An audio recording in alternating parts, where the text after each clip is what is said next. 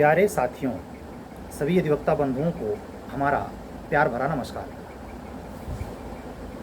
आप लोगों के अपार सहयोग और अमीय मनोभाव के चलते परमात्मा ने हमें इस बात के लिए दृढ़ संकल्पित किया है कि आने वाले 15 अगस्त के पहले हम लोकल और माइनर की क्लास कंटिन्यू करने जा रहे हैं। ये क्लास 12 जनवरी से स्टार्ट होके और 24 अप्रैल तक कंटिन्यूअस चली थी। इस क्लास से जुड़ने के लिए, इस क्लास की उपयोगिता को प्रारंभिक अथवा मुख्य परीक्षा के लिए साबित करने के लिए अपने पक्ष में आप मुझसे संपर्क कर सकते हैं। मेरी कोशिश होगी कि आपको क्लास की गुणवत्ता, उसका स्थिरीकरण, हवाई नहीं कि जो कुछ बोल दिया हवा में विलीन हो गया और आप आर्यभट्ट और चाणक्य हैं कि आपके दिमाग में हमेशा के लिए फीड हो गया। ये गुस्ताखी नहीं। मुझे इस बात की भी परवाह नहीं कि मेरे क्लास के साथ टेम्परिंग हो सकती है, मेरे क्लास को कॉपी किया जा सकता है। मैं कोशिश करूंगा कि आपको हमेशा के लिए इस बात का माइंडसेट आप में डेवलप हो, ज़रूरत जब आप हो आप उसको पर्सनली चेक कर सकें, रिवाइज कर सकें और उस लेक्चर को अपने समझ तक उपयोगी साबित कर सकें।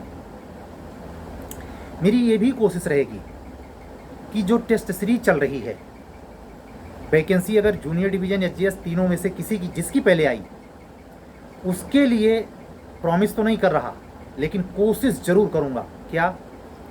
Regular per day basis test, उसका भी शेड्यूल जाएगा।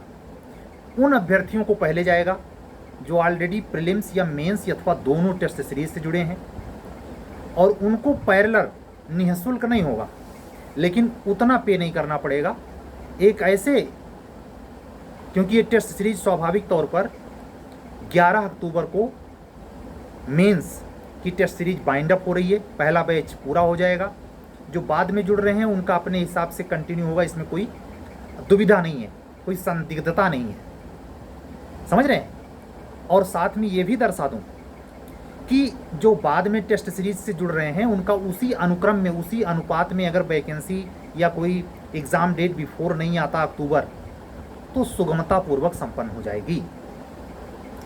प्रारंभिक परीक्षा में भी जो टेस्ट सीरीज है, मैं क्लियरली बता रहा हूं, प्रारंभिक टेस्ट सीरीज, परीक्षा की टेस्ट सीरीज, चाहे वो जूनियर डिवीज़न के अकॉर्डिंग हो चाहे एचजीएस के अकॉर्डिंग, निश्चित तौर पर अंकदायी, लाभदायी और गुणात्मक वृद्धि करने वाली है। मैं ये भी जानता हूँ हमारे प्रश्न पत्र को लेने के बाद खुराफात हो सकता है, इसीलिए खुराफात का इंतजाम भी किया हूँ। आप टेस्ट सीरीज या प्रश्न पत्र को अपने ही गुरु से छल या दंभ करके अगर प्राप्त करते हैं तो आप जाने, आपका कर्म जाने। मैं आपसे यह कहने स्पेशली रोज नहीं आऊँगा कि आपको इसके लिए पुण्य भागी या पाप का भागी बनना पड़ेगा, वो निगेबानी कर रहा है। एक आईपीसी में सवाल आता है ना कि एक आदमी कसम दिलाता है, भय खिलाता है कि परलोक तुम्हारा बिगड़ जाएगा, सारी संपत्ति मुझे दान कर दो। ऐसे समझ लो, मान लीजिए कोई उपरेहित पंडित है या धार्मिक पाखंडी है जो अपने अनुचर को, शिष्य को या तीमारदार को, जो भी कह सकते हैं, उसको झांसे में लेता है कि अगर तुमने अपनी पूरी अचल संपदा मुझे दान नहीं की तो तुम्हें बैकुंठ लोक में नरक हो जाएगा। और वो आदमी इतना सीधा सच्चा आस्तिक है कि वो डर के मारे संपत्ति दान भी कर देता है। आपसे पूछा जाए कि ये दान जो करवाया गया है ये वैलिड है पर्सनल लॉ के हिसाब से और टीपीए के हिसाब से भी, इस तरीके का कृत्य है वैलिड? तो ये झांसा लेकर के, अक्सर मतदान के समय ये अक्सर छोटी जो सोसाइटियाँ होती हैं, जो बहुत मलिन बस्तियाँ होती हैं, उनमें इस खूब प्रचलन होता है। कसम खाओ, दारू पिए रखेंगे, कसम खाओ, किसको वोट दोगे? उनका पैसा देने से ज़्यादा कसम खाने का मतलब नहीं होता। जिसका पैसा खाया, जिसका दारू पिया, जिसका उल्टा सीधा खाया पिया, उसी के पक्ष में वोट देने के लिए वो तत्पर हो जाते हैं। तो ये जो व्यसनात्मक मस्तिष्क होता है, लगभग हर स्तर का व्यक्ति हो सकता है। ऐसा नहीं है कि मिडिल क्लास नहीं होता, रिच क्लास नहीं होता, सब में दारू चलती है, सब में मीट चलता है, सब में नॉन वेज वेज सब चलता है। कोई भी व्यक्ति हो, स्टडी के लाइन में भी ये प्रॉब्लम आएगी ही कि वो शार्प माइंडेड तो है, लेकिन वो किससे टच में है और किसके साथ वो सातिराना हरकत कर रहा है। किसी भी लेवल का व्यक्ति ये ऐसा कर सकता है, उसके मन मस्तिष्क के फिसलने भर की बात है। तो इसीलिए मैं आपको आगाह कर रहा हूँ, मैं उसकी परवाह नहीं करता। अन्यथा यूट्यूब पे बोलने का मैं उसका वो भी इस तरीके से ओपनली और लाउडली या बोल्डली बोलने का नतीजा भी मुझे भुगतना पड़ता है, लेकिन हम अपनी शर्तों पर हैं। और ये बिजनेस की, ये इसमें से कोई भी शर्त बिजनेस की शर्त नहीं है। कोई है हिम्मत जो यूट्यूब चैनल से बोले कि मुझे प्रचार नहीं चाहिए? भैया किसको नहीं चाहिए? रखे रहिए आदर्श, गिरी जी अपना आदर्श अपने पास रखें। जो लाखों में है वो करोड़ों, जो करोड़ों में है वो अरबों। सीक्वेंस तो यही है, मैक्सिमम व्यापार। शिक्षा से क्या लेना देना है? हाँ, ये बात बेदाग पूर्ण सत्य कहूंगा, सारी संस्थाएं ऐसी नहीं हैं। वो अगर ले रही हैं तो आपको प्रोवाइड भी करा रही हैं, समझिए। तो वैसे मेरी कोशिश है आपसे पेमेंट से 10 गुना अधिक आपको मुहैया कराया जाए। याद रहे, क्योंकि इसकी प्रबल संभावना है। मैं कोई गारंटर नहीं हूँ, परमात्मा की बाणी मेरी वाणी हो सकती है, उसी की बाणी है, लेकिन मैं ये नियंता नहीं हूँ कि आपको यहाँ इस बड़े मंच पर सोशल मीडिया उद्घोषित करूँ कि मेरा यह होने वाला है। इतना अगर जानकार होता तो यहाँ थोड़े होता। सब निगहबानी वो कर रहा है। मैं इस बात के लिए बार बार टोकता हूँ आपको कि अगर बाई चांस सिलेक्शन होता है या कैरियर बनता है तो उस स्थिति में हमारे आपके संपर्क में शिथिलता आएगी। उस समय आप हमें कहाँ ढूंढेंगे? आपके पास मेरी क्लास ही तो जवाबदेही है। मैं भी चाहूँ और आप मुझे ज़बरदस्ती नहीं करेंगे। क्यों? क्योंकि ये काम जो मैंने जिम्मे उठाया है, या जिस पॉइंट पर मैं आपसे बात कर रहा हूँ, जो बातों को समझ रहे हैं, जो हमारे पुराने स्टूडेंट हैं, जो मेंस से क्लासेज से जुड़े रहे हैं, यकीन के साथ कह रहा हूँ कि उनमें ये भावना आएगी ही कि सर जैसी क्लास शायद मिल पाए। वो इसलिए क्योंकि बाद में पुनरावलोकित करने के लिए भी रहेगी, सर्वकालिक नहीं रहेगी। ऐसा क्यों? उन सातिरों को दंड देने के लिए व्यवस्था है, सर्वकालिक नहीं रहेगी, अचानक गायब होगी। कब? जब मुझे पता चलेगा कि जो सातिर दिमागी हैं, जो मिसयूज करना उनकी आदत में है, उनकी संख्या जैसे ही प्रॉफिट की जोन में जाएगी, कट चलाओ। तो एक अपनी व्यक्तिगत मजबूरी भी है और व्यक्तिगत फैसले भी हैं, लेकिन हित आपका देखा जाएगा। आप सभी अधिवक्ता बंधुओं और बहनों को मैं विनम्रता पूर्वक कहना चाहूँगा, निसंकोच आप क्लास से जुड़िए और आप अच्छे लेवल पे अपने आप को डेवलप करिए, क्योंकि ये स्वाभाविक है कि एक सीमा के आने के बाद आपको समझ चाहिए, रटने से काम नहीं चलेगा। अगर लॉन्ग वे में आप पढ़ाई नहीं करेंगे तो आने वाली दोनों वैकेंसियां आपकी आंख के सामने से गुजर जाएंगी, लोग सिलेक्शन पा जाएंगे, पद खाली नहीं रहेगा, लेकिन आप चयन से वंचित रह जाएंगे। ये धमकी भरा नहीं, सुझाव भरा समझें। मैंने कोशिश की है आपको, आपसे कनेक्ट होकर अपने दिनचर्या में, हर दिन के परिचर्या में आप अपने अध्ययन को कितना इन्वॉल्व रखते हैं, अध्ययन का लेवल क्या रखते हैं, मोटिवेट करने के लिए आपको खुद को करते क्या हैं, क्योंकि आसान नहीं होता है। 1-2 दिन क्या, और 24 घंटे आदमी रेगुलरिटी नहीं मेंटेन कर सकता। ये तो बरसों बरसों की बात है, महीने खाड़ की बात है। मैं गलत कहूँ तो बताएं। सभी अधिवक्ता बहनों और बंधुओं से मेरी विनम्र अपील है, अनुरोध है कि आप अपने अध्ययन की सातत्यता को बरकरार रखें। येन केन प्रकारेण, यही आपको परचम तक ले जाएगा। परचम ऐसे नहीं मिलता, बड़ी त्याग तपस्या की बात आती है। वो त्याग तपस्या में सबसे कंसिस्टेंसी है।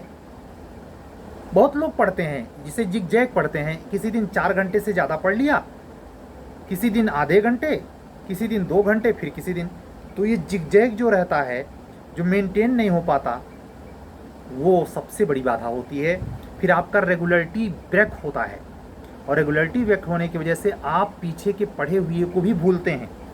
नतीजा ये होता है कन्फ्यूजन क्रिएट होता है, और एग्ज़ाम में प्रारंभिक परीक्षा के स्तर पर ही आपको भयंकर गलतियों से दो चार होना पड़ता है, और प्रारंभिक परीक्षा में कुछ ही चंद अंकों से आपका सिलेक्शन रुक जाता है।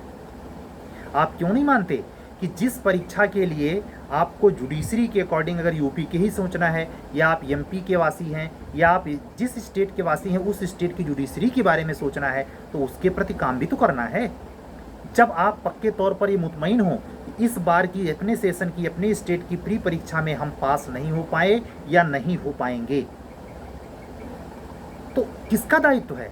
कोई कितना भी क्लोज हो, मान लीजिए आपकी माँ आपके बहुत क्लोज है, आपका पिता आपका क्लोज है, आपका भाई बंधु कोई क्लोज हो, कोई किसी का यार दोस्त क्लोज हो सकता है, किसी के गर्लफ्रेंड बॉयफ्रेंड ऐसा क्लोज हो सकता है, उससे कहा ही तो लोगे, अपनी बातें तो बता दोगे यार ऐसा ऐसी प्रॉब्लम है, लेकिन क्या वो हल कर सकता है? उसको एग्जाम में बैठने की छूट मिलेगी कि आपका वो बॉयफ्रेंड है तो उसको बैठा के एग्जाम दिलवा दो? ऐसा होता है क्या? तो सेंटिमेंटल बातों की बात अलग है, वो निरर्थक नहीं है, मैं कतई नहीं मानता, क्योंकि ऑब्जर्वर है, आपका सहयोगी आपका ऑब्जर्वर है, और अगर दोनों एक ही सेक्टर के पढ़ने लिखने वाले हों तब तो ऑब्जर्वर ही नहीं बल्कि ये मॉलिब्डेनम उत्प्रेरक भी है। यानी दुखों के समय, विपरीत परिस्थितियों के समय एक दूसरे के संकटों को पी लेना, और दूसरे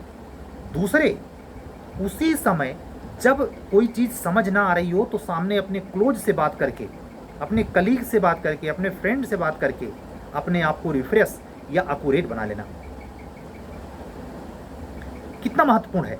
लेकिन ये ध्यान रखिए, सोसाइटी हमारी उतनी प्रोग्रेसिव है नहीं, तो इन सब चीज़ों का केवल मखौल उड़ाया जाता है, और मखौल उड़ाने वालों में 90% होते कौन हैं?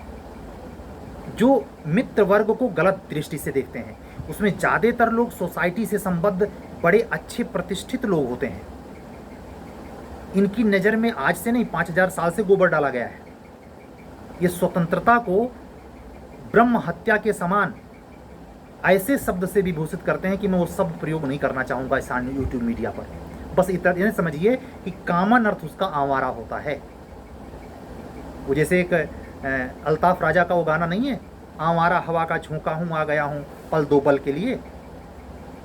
वो आवारा बहुत शुद्ध और शायरी के अंदाज में बहुत ही उसका महिमा मंडित अर्थ है, लेकिन वो आवारा नहीं, ये आवारा सड़क छाप हमारा कुत्ते की तरह। ये सोसाइटी का नज़रिया आपके प्रति हो जाएगा अगर आप बार बार फेल कर रहे हैं। आपके प्रति इतनी भ्रांतियां फैलाई जाएंगी जिसका अंदाजा नहीं है। अधिवक्ता बहनें भी बुरी तरीके से इस सब चीज़ों को झेलती हैं। उल्टे सीधे इतने घिनौने, इतने असह्य, दूर के कहें तो दूर क्यों जन्म नहीं करते, तो कहेगा क्या?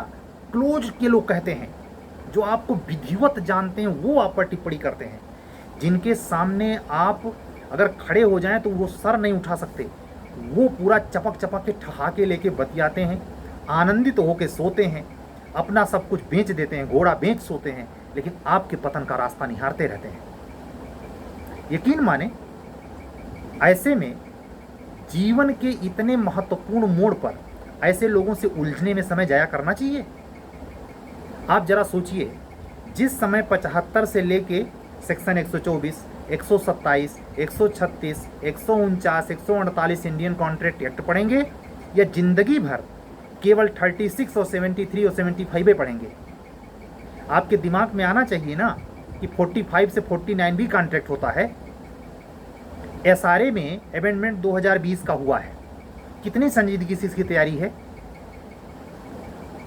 जब वैकेंसी आ जाएगी, मेंस देने जाना होगा तब तो जूनियर डिवीज़न वाले ऐसा सोच भी लें, चलेगा, लेकिन एचजीएस वाले ऐसा ना सोचें। आपका अगर 2 नंबर से सिलेक्शन रुकता है, हो सकता है वो एसआरए का ही क्वेश्चन हो जो आपका सिलेक्शन ना होने दिया हो। एसआरए से संबद्ध की जो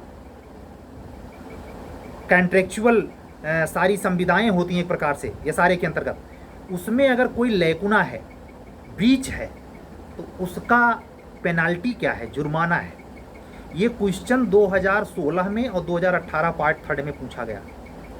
एक बार हाई कोर्ट ने कुछ और उत्तर माना और एक बार हाई कोर्ट ने 73 सेक्शन के अकॉर्डिंग कुछ और माना। 73 में जो विशेष क्षति, शास्ति सामान्य क्षति की चर्चा है, उसके इतर एसआरए में जो पेनाल्टी का प्रावधान है जगह जगह अगर आप कॉन्ट्रेक्चुअल ब्रीच करते हैं, उसकी समाहितता को मिक्स करके सवाल पूछा गया। लगा कि ये इंडियन कॉन्ट्रैक्ट का सवाल है, जबकि वो सवाल पूछा गया स्पेशल रिलीफ एक्ट से। ये डेप्थ कहाँ से आता है? उसी कानून से आता है जो किताबों में लिखा है। उस पर आप कितना गंभीर हैं, कितना संचेतना के साथ कभी चीज़ों को पढ़ते हैं। हमने जो अनुभव किया है ज़्यादातर कि पतन का कारण, मेरे खुद के समझ सिलेक्शन डिले होने का कारण उस व्यक्ति का अपना निजी स्वभाव तो है, अहंकार है। वो झुकने नहीं देता, वो समझने नहीं देता, वो जानबूझकर आपको डुबाए जाता है, डुबाए जाता है, डुबाए जाता है। ये दोनों क्वालिटी दोनों में पाई जाती है, चाहे वो मेल हो चाहे फीमेल। जिसके अंदर जितने अधिक मात्रा में ये ईगो होता है कि हमको कौन समझा सकता है, हम और मूर्ख हो ही नहीं सकते, यही भ्रम उसको लर्न नहीं होने देता। लर्न जब नहीं होगा तो स्मृति में क्या डालेगा? खाक। जब स्मृति में कुछ जाएगा नहीं तो क्या आंसर राइटिंग में कुछ आएगा? भी नहीं आएगा, केवल मनगढ़ंत आएगा। पूर्वाग्रह से ग्रसित पूर्व चिंतना में आए हुए उटांग पटांग शब्दों का एक बेतालमेल का संग्रह और संयोजन आपके मुख्य परीक्षा की उत्तर पुस्तिका होगी, जो कमीशन के सभागार में जमा की जाएगी। और आपके अंक जब आरटीआई के द्वारा आफ्टर ज्वाइनिंग जारी होंगे तो सबसे खूसट किस्म के अंक होंगे। आपको तब भी नहीं पता चलेगा कि मेरे अहंकार के कारण ऐसा हुआ।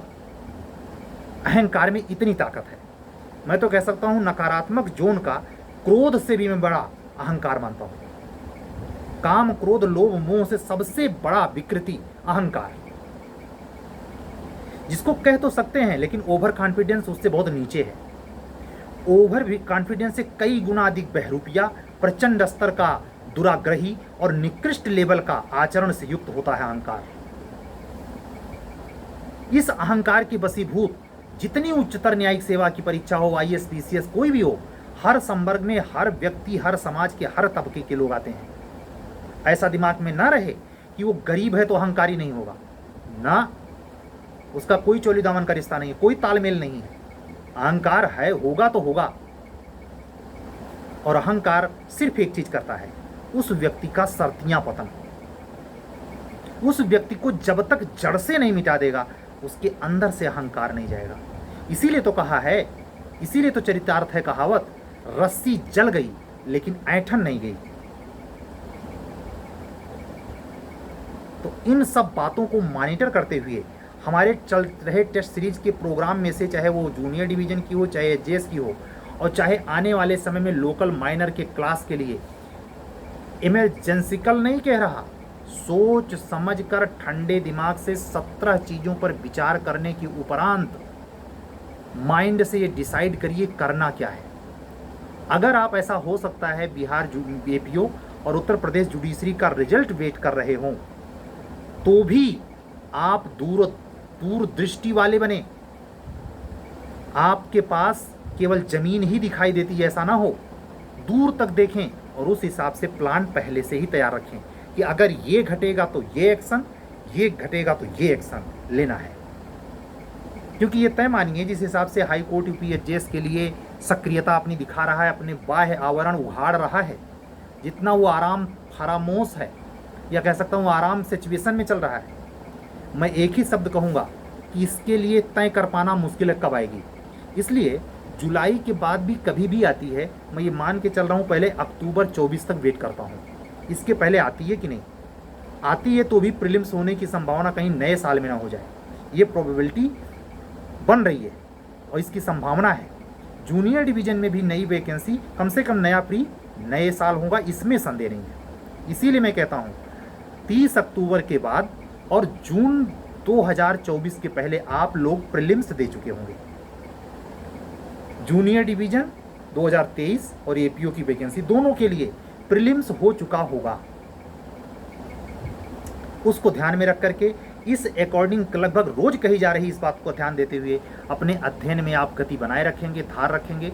अगर आप मेंस का रिजल्ट चाहे बिहार एपीओ या यूपीजे का मेंस वेट कर रहे हैं तो एक सकारात्मक पहलू है, परसों भी मैंने कहा था, आज भी कह रहा हूँ, इंटरव्यू को फोकस करके अपनी स्टडी को कंटिन्यू करें। ऐसे ना पढ़ें कि केवल प्री लेवल पर इंटरव्यू देने की बारी आ जाए और आपकी जानकारी मेंस लेवल पर डिस्क्रिप्टिव या मौलिक नहीं बन पाई है। वैसे मैं आपको बता चुका हूँ, आज फिर दोबारा दे रहा हूँ, जैसे ही रिजल्ट आउट होगा बिहार एपीओ का, उसके लिए मॉक इंटरव्यू, और जैसे ही यूपी जुडिशरी का रिजल्ट आउट होगा उसी दिन डे बाय डे शेड्यूल में आउट कर दूंगा। जिसको जुड़ना होगा, चाहे हिंदी मीडियम का हो चाहे इंग्लिश मीडियम का हो, बेफिक्री से हमारे इसी व्हाट्सअप नंबर पर 7705090393 पर व्हाट्सअप करके मुझसे जुड़ सकता है और मॉक में मेरे द्वारा पूछे गए सवालों और बताए गए तमाम ऐसे अनुभव गम्य बातें जो साक्षात्कार भवन में साक्षात्कार लेने वाले और देने वाले के बीच तादाद में संबंध बनाने हेतु होती हैं, वो आप विकसित कर पाएं। मिलेंगे कल आप लोगों से। 20 मिनट पूरा हो गया, 21 होने जा रहा। यही इस वीडियो का एक लिमिटेड है। आज एक परमात्मा की कृपा से, सौजन्य से, एक छोटे से प्रयास के चलते हम यहाँ तक चले आए हैं। यूपीओ का मेंस हुआ, प्रीलिम्स हुआ, जे का मेंस हुआ, प्रीलिम्स हो चुका है, एचजेएस का प्रीलिम्स होने को करीब है। ऐसे सिचुएशन में जो ये पीछे कार्य का मुझे खुद अनुभव मिल रहा है, अपनी अधिवक्ता बहनों और बंधुओं के उच्चतर न्यायिक सेवा और जूनियर डिवीजन की कापियाँ चेक करने के बाद जो मुझे अनुभव गेन हो रहा है, उसका डिस्ट्रीब्यूशन ओपनली डायरेक्टली विद नाम लेकर के तो नहीं कर सकता। ये मेरी अपनी निजता और बाध्यता और प्राइवेसी का विषय है, लेकिन उसके अर्क, उसके सार, उसके उस पक्ष को जो सार्वजनिक रूप से अधिकार पूर्वक आप लोगों को बनता है, वो मैं प्रोवाइड करा रहा हूँ। कल यहीं से आगे बात होगी। अगर कोई सूचना आएगी तो उसको शेयर करूँगा। अगर कोई भी घटना घटती है तो उससे संबंधित बातें तो पहले होंगी, लेकिन आप लोग अपने स्वास्थ्य का ख्याल रखते हुए इस उमस भरी गर्मी में, अक्सर जुलाई लास्ट अगस्त सितंबर तक उमस रहती है, इस उमस भरी गर्मी में अपने पेट को कंट्रोल करते हुए पेट में कुछ ऐसा तेलहा पदार्थ या तेल वाला खाना ना खाएं, तला भुना खाने से बचें। खीरा, ककड़ी या सलाद या ऐसा खिचड़ी वगैरह जो आपको पाचन शक्ति में लंबे समय तक चेयर पर बैठने और अध्ययन को कंसिस्टेंसी मेंटेन करने, कंटिन्यूअस बनाए रखने के लिए ऐसा सुपाच्य भोजन करिए जिससे बैठ सकिए और अपने स्वास्थ्य का ख्याल करते हुए अध्ययन को जारी रखिए। कल हम फिर मिलेंगे, तब तक के लिए विदा दीजिए। सभी अधिवक्ता बंधुओं और बहनों को हमारा एक बार पुनः प्यार भरा नमस्कार। सभी को हमारा जय सिया राम, सत्यमेव जयते। शुभ रात्रि।